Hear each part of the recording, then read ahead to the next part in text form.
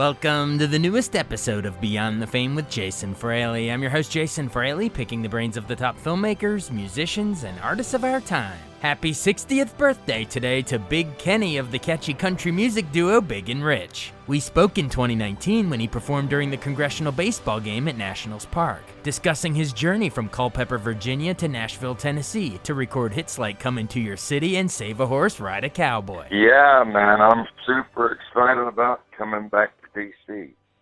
What a good time this is looking forward to being. Now, you said coming back to D.C. You're originally from like Culpeper, Virginia, right?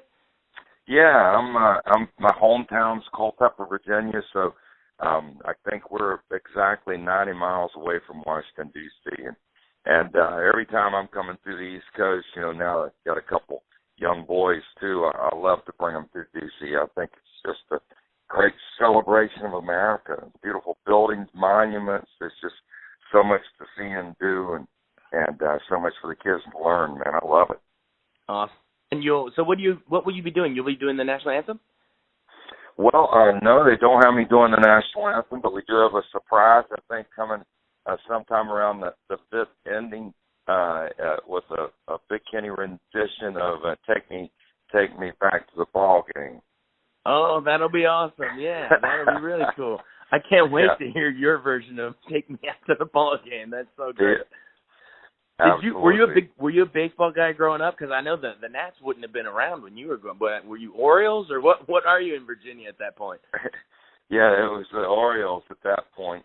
Back when I was a kid, and yeah, Pop liked to watch a little baseball, and of course, the boys in my family, we all played a little baseball, and we were raised on a farm there, so we had a big field out back, and we would be getting the game up whenever we could. But in between the rest of the work. But I tell you what's so super exciting about this game is not just the baseball, but it's just the coming together of everyone in D.C. to do good. This event is the greatest celebration of bipartisanship for good in our capital. And that's really what I find just super exciting about it. It's just seeing people get together, no matter what their political opinions are, to have fun, to celebrate not only baseball, but to celebrate our country and our community and to give back inside of our community. So that's just a super exciting thing to see and to be a part of. And I know there's so many that are really looking forward to that day. It's such a great point because day in and day out here in D.C., you hear all about, the partisanship and Republicans and Democrats and all the elections and arguments. But, man, it's nice that they can sit it aside and just, lace them up and come out of the dugouts and just play a nice game against each other. Do you think it reminds everybody that we really have more in common than we don't have in common? Yep, that's it, man. That's it. And of course, also this day, there's going to be, we're also going to be celebrating our veterans and first responders, primarily our Capitol Police. And, that's a big one also. I got a bunch of friends in that world and just knowing what they've gone through at times, what they go through continually to, keep everyone safe here in the Capitol. I think it's especially important that we, do a toast to them also and commend them for the great work that they do. Awesome, definitely. Now, you mentioned that you grew up in Culpeper. How did you start playing music and eventually make your way down to Nashville? Well, that's a lengthy it's a long story. But to make a long story short, I was working on the farm there in Virginia and working in construction and really, I was brought up. I was playing music as a kid. I was brought up that music was something good to have in your life, but you really had to be out there working a real job. So the realization that happened in my life right around 1990s when there was a savings and loan crisis that swept across the country, and it really put everybody out of the construction business. So my friends were always saying, hey, man, you sing pretty good. You ought to go to Nashville. So lo and behold, after I got everything tied up that I could, I went to Nashville. I didn't know anyone. I just kind of went to the city and said, here I am. Let's see what we got going. I want to make some music. And, I wrote songs every day and got a band together within a few months. And next thing you know, I'm playing 4 nights a week. And I just worked until, it seems like no time at all. But next thing you know, 1999, I got a record deal, my first record deal. And then I got we only got the whole Music Mafia thing together there in the early 2000s. And then it was 2003 that John and I got signed as Big and Rich. And then I guess a lot of us, the rest of the story everyone knows from that point. Now we're going on, 15 years better of a career as Big and Rich, and touring around the whole country this year with the Peace, Love, and Happy Hour tour. And things are just going as great as ever. And we're so appreciate all the fans that come out to see us everywhere. We're playing the biggest festivals that are going on across America right now and North America. And it's just a blast, man. It's just a blast. So I'm super happy I was able to work this into my schedule this year and be here for the Congressional baseball game, man. This game has a super history of its charitable giving inside of the community here also. It makes it a super everything good that America's about event going on, and I just couldn't be happier, prouder to be able to make it this year. Totally. And if you got a few minutes, I have a couple Big and Rich questions for you. First of all, you meeting John Rich, how exactly did that happen? So you're already in Nashville a couple years playing 4 nights a week, you're saying, right? How did you actually meet? Well, John and I got introduced by a gal named Cindy Simmons that was working for Fender and Guild Guitars at the time. She was an artist rep. They called her the Fender chick. And she knew me because of my band playing around Nashville, and she knew John because of the band he was in at that time, Lone Star. But John had gotten he'd gotten removed from the band. He'd left the band. And she knew that he was, a great songwriter and had, a sundry of interest in music, just like myself. I thought we would do great writing together. She just thought we both had the same sort of inspiration, and brought him out to a show one night. I was playing a little club in Nashville called Douglas Corner. And at the end of my shows back then, I used to think it was always good to bring something you could give to people. They'd have something to leave with to remember the show by. So I would, go out and get a big bag of after Halloween price candy, a big bag of after Halloween price candy. And that night I had a big bag of, I think it's double bubble gum.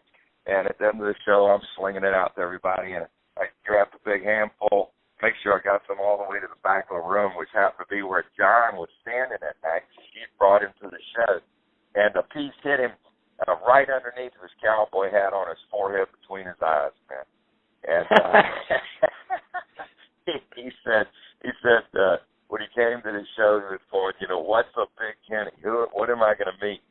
And he said he didn't know if he was so interested in meeting this guy named Big Kenny. And then after that hit him, he was really having his second thoughts. But she introduced us and kept at it until we finally got together and wrote a song. And our writing session went so well, we got together the next day and wrote another song, and by the end of that year, we've written about 100 songs.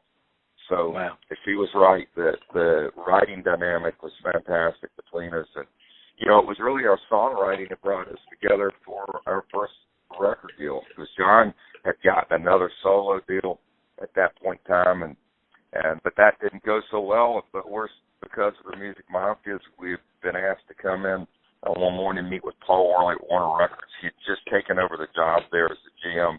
And we sat down with our guitarist thinking we're playing him some new songs to pitch for artists there. We're thinking we're going to get us a Martina McBride guy, which we did, by the way. But he stood up, slapped his hand on his desk and said, I want to do this. And we go, you want to do what? Cut one of our songs? He goes, no, I want to sign you two guys as my first act signing to Warner Brothers. And so it really just happened as a shock. and lo and behold, we put out our first album on Warner Brothers that came out in 2004, and in that same year, Tim McGraw took us out on tour with him to 86 cities around America, and Save a Horse, Ride a Cowboy came out that summer, and everything just blew up, and it's been going like rocket ships ever since. Absolutely, man.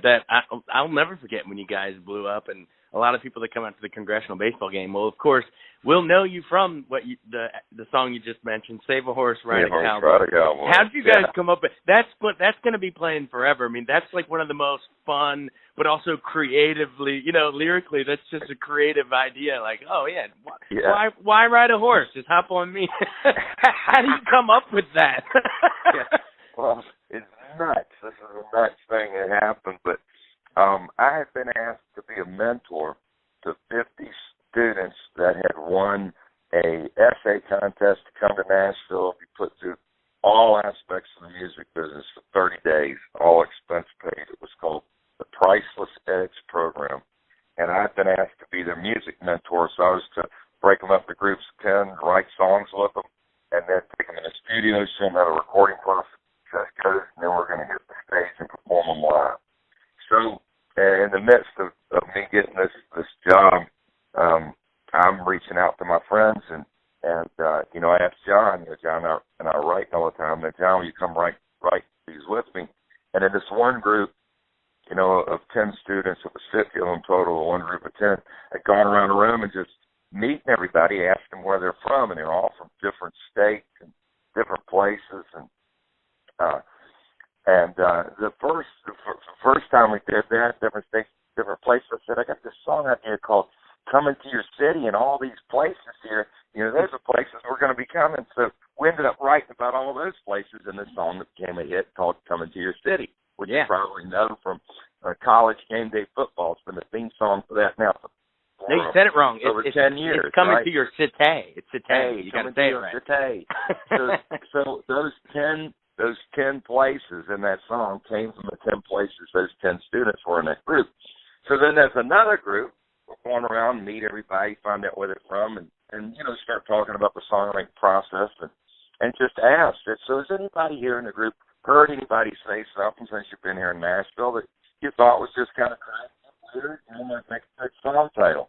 And this one gal raises her hand and says, we walked to the Wild Horse Saloon last night, and I hadn't been in there 10 minutes before this cowboy comes up to me and says, hey, darling, you want to save a horse and ride a cowboy? And she goes, I go on and I said, I'd seen it on a bumper sticker somewhere, but I'd never had anyone ask me that before. John and I looked at each other and said, well, that's our song. That's our song. That's got to be written. And within the next hour, right there in front of them, we wrote that song. That's genius. And it turned out to be our stairway to heaven. It's our Sweet Home Alabama. You can't play it anywhere and not drum up a party. And, in a town like Music City now that's got 100 honky-tonks blaring out live music on, Lower Broadway, you can go from pub to pub and probably hear the song a dozen times in any given night. It is just that popular. It's so true. You're right. I mean, that is your Sweet Home Alabama. It'll be played forever. As long as country exists, that song will be around. Exactly. But that's a really right. That's just a fun party one. But if anyone were to say, oh, that's just a party group, all they got to do is put on Holy Water. Man, you guys can do some serious issues too. I know that was a little personal to you guys. Remind our listeners how you can deal with a serious topic like that too. Yeah, well, life's not all just fun and games all the time, and music, especially country music, I think is being able to preach and talk about things that are, super important or emotional issues in people's lives. And, in the case of Holy Water, it was abuse. And, abuse, we found at that point in time, John and I were talking about it, and that, it seemed like almost half of the girls you talk to or half the people we talk to in our lives, have been through these horrific situations. And it seemed like, music was the one thing that could, bring some closure or comfort or some compassion to that issue, and so the song Holy Water came about. It was another one of those songs where you write it, you don't know how it's affecting people, but you start playing it live, and all of a sudden you have people come up to you and say, "Man, that song just, it just changed my whole look at things." And thank you so much for writing it. Or, years after we wrote it, have people come up to you and thank you, that song saved my life. I mean, it's just amazing the power a song can have. You take Holy Water, and another one I think that's been, one of our most poignant from the storytelling standpoint is the song The 8th of November. 8th of November is written about a story from this Vietnam vet that John and I met in Deadwood, South Dakota. His name is Niles Harris. He was a bartender there. The first time that we'd ever played a juke joint that had Big and Rich on a ticket, 2002 Deadwood, South Dakota. We're playing, maybe 100 people in the room.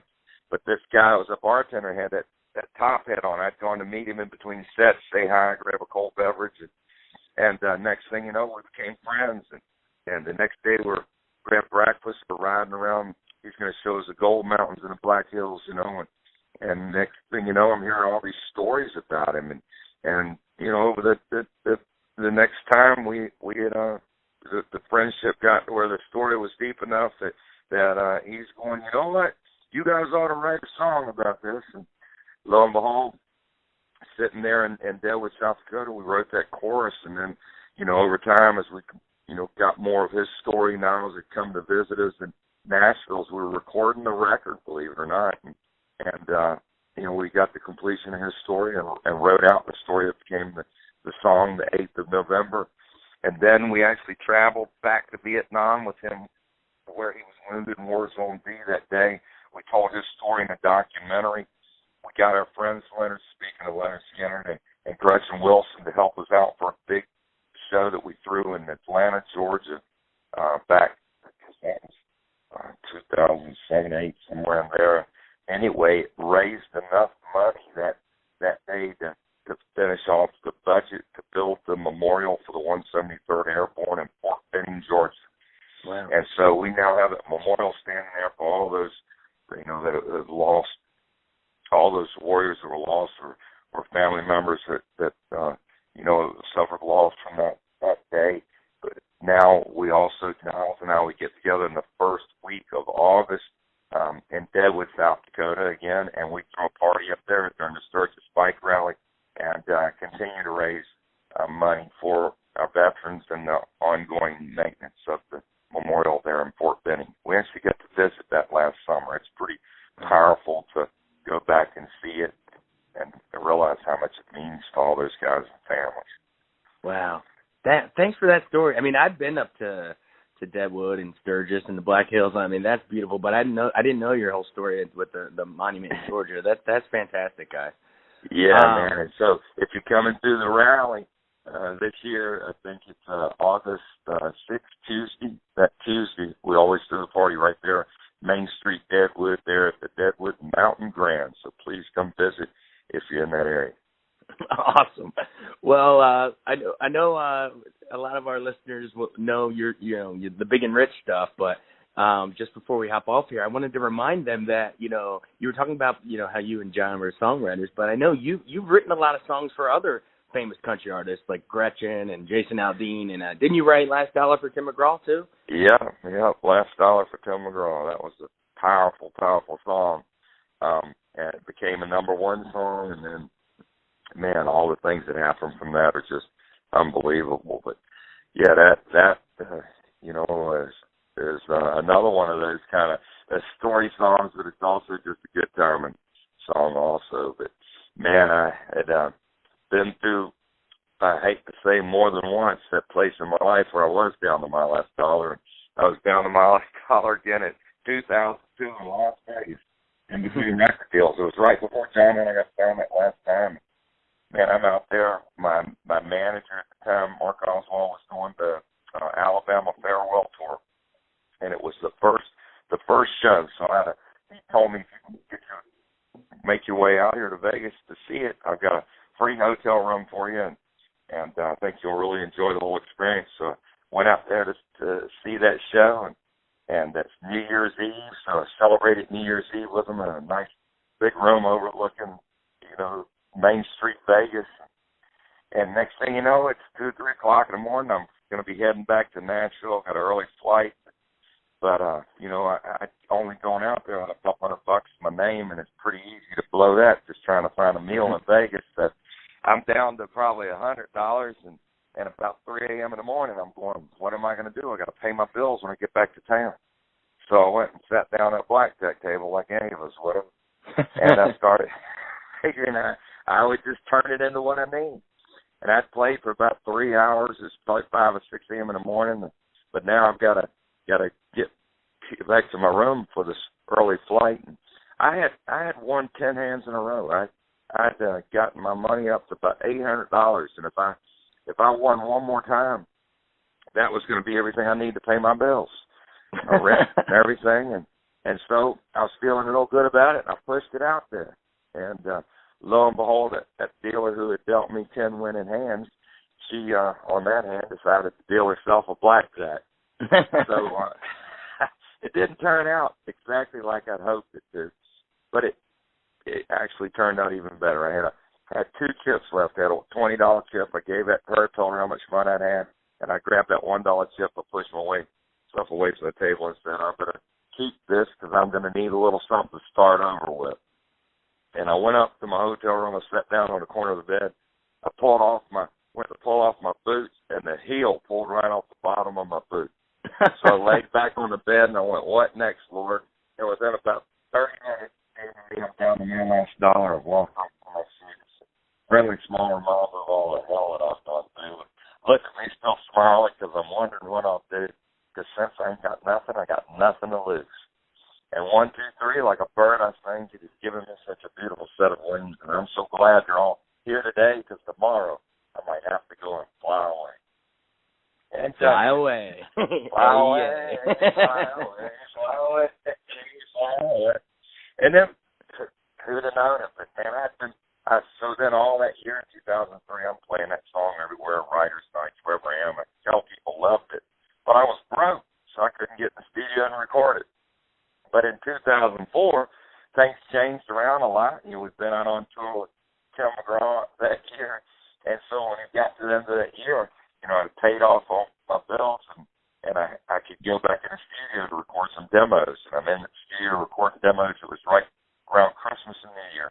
And Tim happened to be in the same studio there, working at the same time, and came in and heard that song and asked me if he could cut it. And I went, well, I don't think I could tell Tim McGraw not to cut one of my songs. So, yes, you want to do it, you can do it. He cuts the song, and then his record label told him he couldn't put the record out because they were trying to keep him signed for a few years longer. They made him put out some greatest hits. So the song I remember that time. Yeah. Yeah, it didn't end up coming out until 2 years later. It was 2007. But it was the first song he put out off that album, and it went to number 1. And once that song went to number 1, were you able to fix that boot? Once the song went to number 1, I was able to do a lot of things. And what I did is I took my check that came from BMI, and by then I'd been made aware of a bunch of situations that were going down around the country. We one check went to pull, help gals that were on the streets here in Nashville, in Music City. Went to an organization there. Then another one that was pulling homeless kids off the streets out in L.A. that a great friend of mine, actually, one of my ministers to this day, Damian Horn, has been helped by that project. And then there were these gals up here in the Northeast that showed me, made aware of the situation. It was going down over in the Sahara where these gals were, just the most terrible, horrific things being done to them. And so we bought girls, we helped them to another organization to try to buy as many of them as we could out of slavery. And over the next 2 years, we got the first girls' school built in the middle of Sudan, believe it or not. That's so, awesome. it just took on some of the most hellish conditions that we saw there at that time that were presented to us, and tried to do whatever we could about it. And, still to this day, trying to do what we can wherever we can. And a lot of that involves children, wherever they are, and making sure our children got something to eat, and at least got a chance at a life in front of them, and our veterans and first responders. That's all personal to me because of family members that have served. I was a volunteer. Me and my father helped build our volunteer fire department back in my hometown there in Salem. The community inside of Culpeper. I've got relationships with veterans and military folks from years and years now, and those are all just people that I think are there on the front lines that should be really important to all of us. And so that's another reason it makes it just super exciting for me to be able to be here and be part of the congressional game. And I know they do so much here in the community too, for all sorts of projects, helping children and helping our veterans first responders. So it's just a super, super good one for everyone, man. And I think a great one for Washington, D.C. So I'm looking forward to being here that day. You never know what might inspire another song. And it's great to tell you a couple of those stories, and appreciate your time, man. And hopefully we'll see everyone there at the ballpark. Yeah, you've been more than generous with your time. We've got a lot of great stories out of you. So thanks so much. We appreciate it. Everybody come out Wednesday, the Congressional Baseball game, with a special Take Me Out to the Ball Game by Big Kenny of Big and Rich. Thanks so much, man. This is great. Yeah, and be there with my friends from Ride TV also, representing all the horse riders there in America, and our whole agricultural rural community, which I'm engaged with also. So, hopefully a few of those fans from out here in the surrounding counties around D.C. will be able to make it in for the game also. And we're really looking forward to it. God bless you, brother, and hope to see you there next week. Yes, horse riders and cowboy riders, right? Okay. You got it. All right, man. Thanks again. Take care, buddy. Thanks so much for listening to Beyond the Fame with Jason Fraley. Our theme music is Scott Buckley's Clarion. Remember to give us a 5-star rating if you like what you hear. We'll see you next time.